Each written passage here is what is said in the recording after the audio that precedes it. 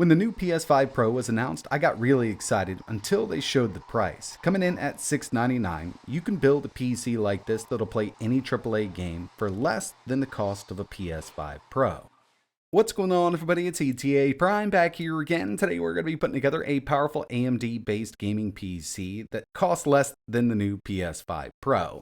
In fact, with what I have here, it actually came in $60 cheaper than the Pro is going to cost when it's released, and I did kind of want to match up some of these parts as close as possible. Right now, we're not exactly sure what GPU is being used over there. Now, they did state that it's 25% faster than the PS5, so what we've got here, at least on paper, is faster than that. And I did want to keep the price on this way down. I'm going to talk about all of the parts here. I've actually got a lot to go over, but before we get into it, I do want to mention that this video is sponsored by Vip-Urcdkeys. I've been using this site for quite some time now. They offer Steam keys, Uplay, Ubisoft, but the main thing I pick up over here are Windows 11 Pro keys. And right now, if you use code ETA, you can get 25% off. So at checkout, we'll just enter the code ETA.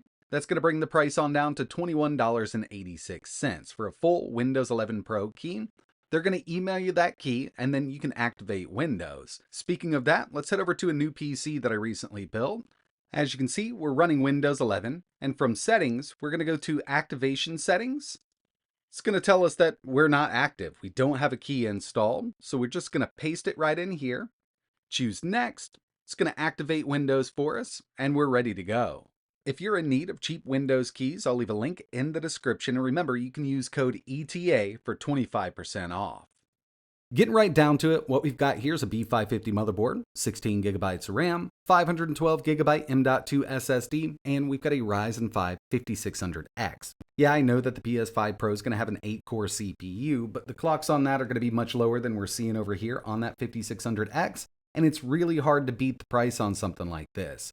Newegg recently had a deal going on.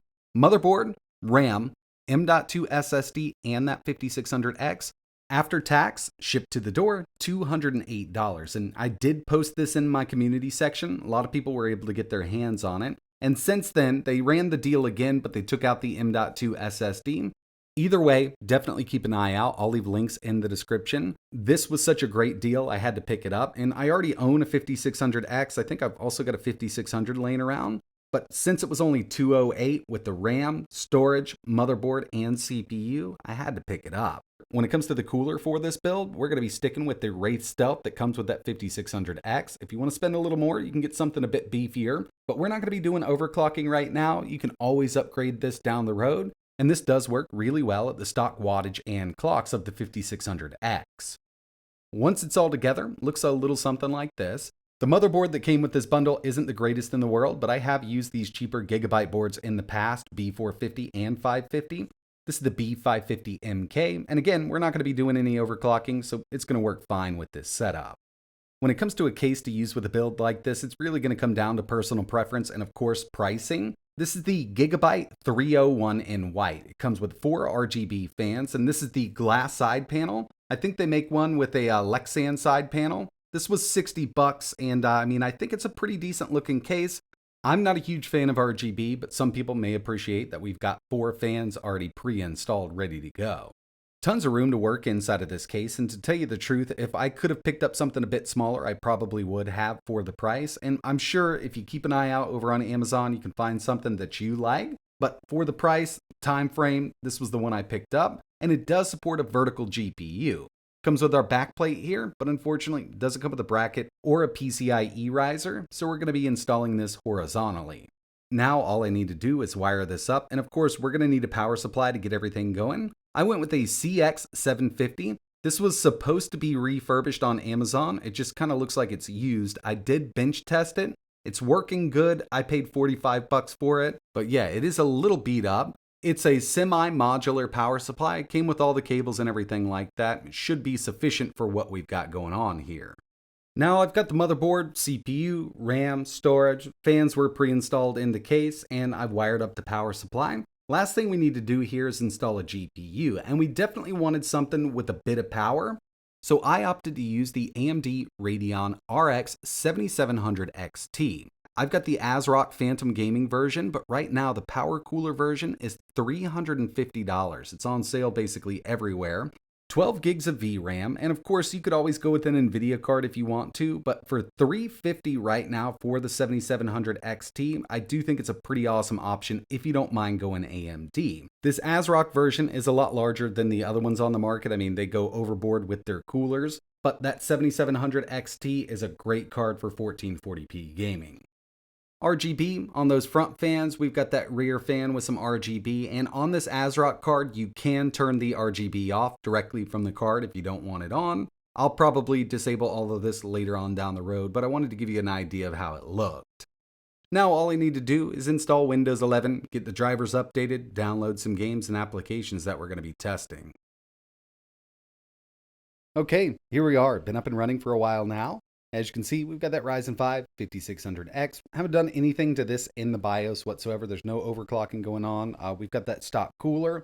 With the better cooler, we could definitely overclock this chip, but I think it's going to do pretty good in its stock form. 16 gigabytes of DDR4. From the BIOS, I have enabled that performance profile, so we're up to 3200 megahertz. And of course, we've got that AMD Radeon RX 7700 XT. 12 gigs of VRAM.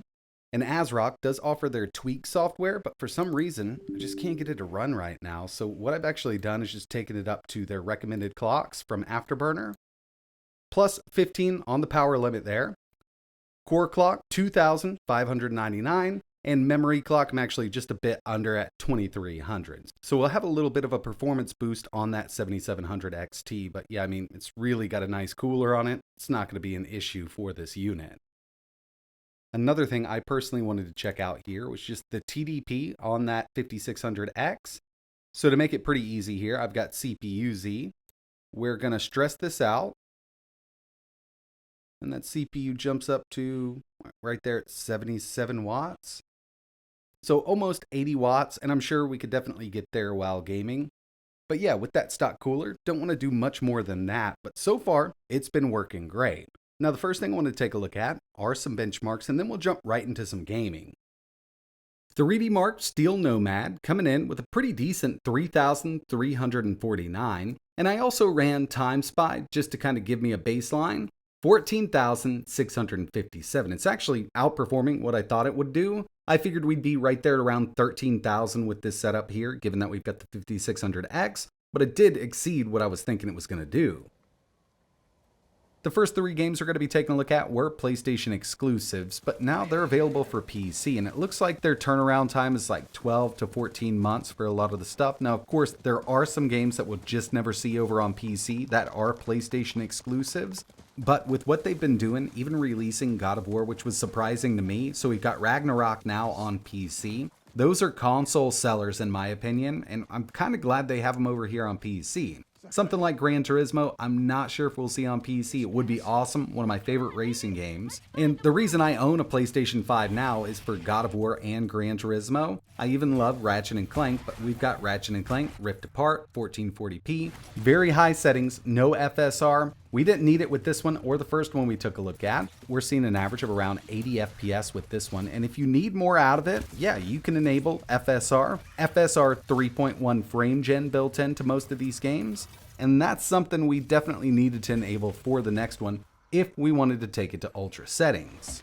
In my opinion, they did an amazing job porting this over to PC, but it does require a pretty beefy setup if you don't want to use any kind of frame generation or resolution scale. Recently, I was testing this on the 7800 XT, and I was surprised to see that Ultra 1440p with no FSR would dip under 60. Now, in a lot of the cases, a lot of areas we're actually over 80 FPS, but there are spots where it dips on down, so FSR or frame gen is kind of a must with the 7700 XT. But either way, with it set up like this, the game plays absolutely amazing. Next on the list, Cyberpunk 2077 1440p Ultra with FSR set to quality. When we take it to Ultra, that automatically takes FSR to quality. We could probably disable it because if we take a look at the FPS up at the top left-hand corner, we're seeing averages in the high 80s with this game.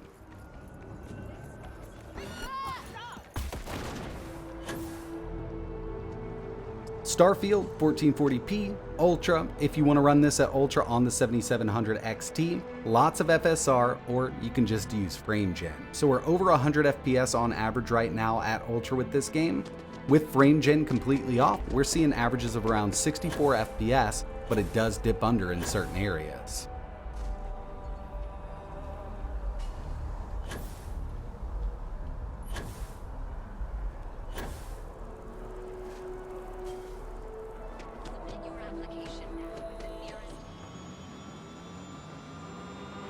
Forza Horizon 5 1440p Extreme. I know it's not Gran Turismo, but this is a really fun arcade racer. We're maxed out with the extreme settings here, getting over 120 FPS on average.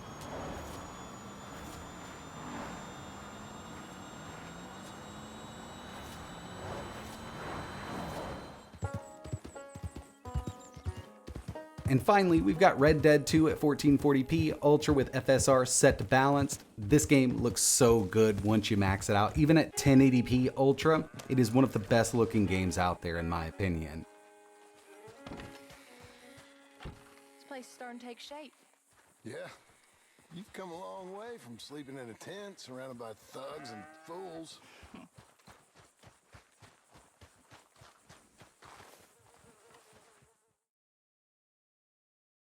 So for the price, I think this is a great performer. And of course, I am going to try to buy a PS5 Pro. As soon as I can get my hands on one, we will do kind of a comparison just to see what kind of performance we got out of this versus the PS5 Pro. And I know for a lot of people out there, it's just easier to go ahead and turn your console on. It's totally fine. I've got an Xbox and a PlayStation 5 I play all the time because, you know, sometimes I just don't want to have to mess around with it.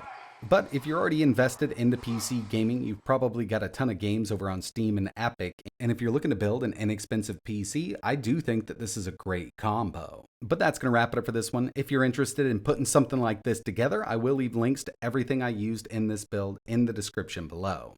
If you've got any questions or you want to see anything else running on this rig, just let me know in the comments. And like always, thanks for watching.